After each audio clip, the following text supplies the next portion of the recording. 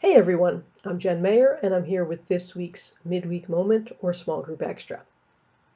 In our Go Preaching series, Father Mike has been giving us some tips and tricks to have conversations where we can feel comfortable inviting others that we know, the Bowie Bobs and Bowie Barbs in our life, people that don't have a church home, to consider attending church with us, to consider a relationship with Jesus, to consider the role of faith in their lives.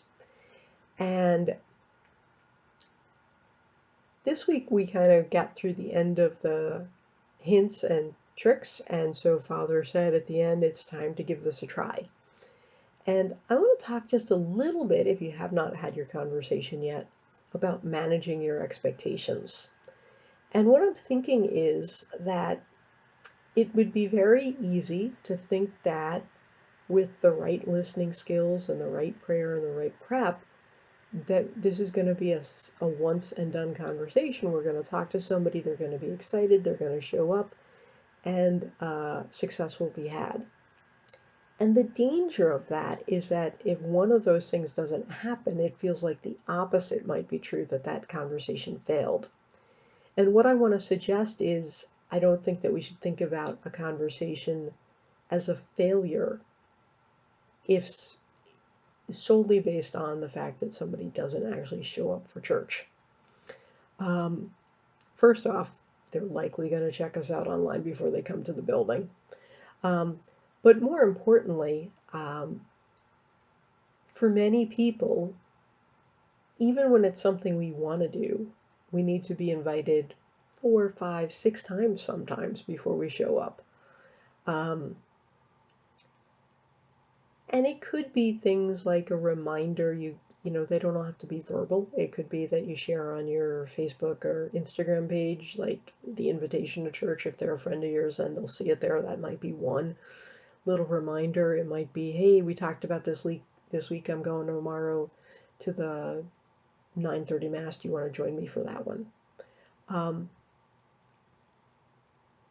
But for many people, we might not actually get to the point where we even extend a particular invitation just based on the sense that they're not quite ready for that. And so it's okay that we invest more time.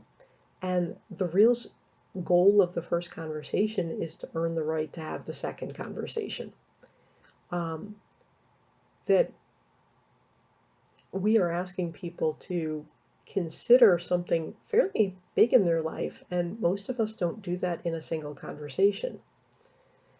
If somebody wanted to talk to you about a belief you'd either not considered or you'd come to a different conclusion on, most of the time we don't even want to talk to them.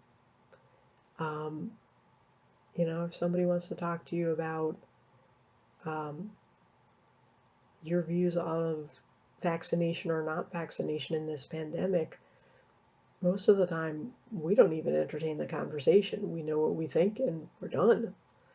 And so the ability to say, no, I want to hear why you think, I may not think the same thing as you, but I want to know why you think what you think.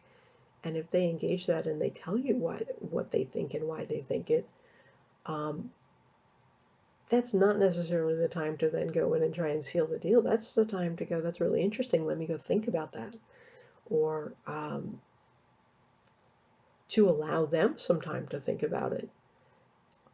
So again, when we go into these conversations, I think it's important to manage the expectations.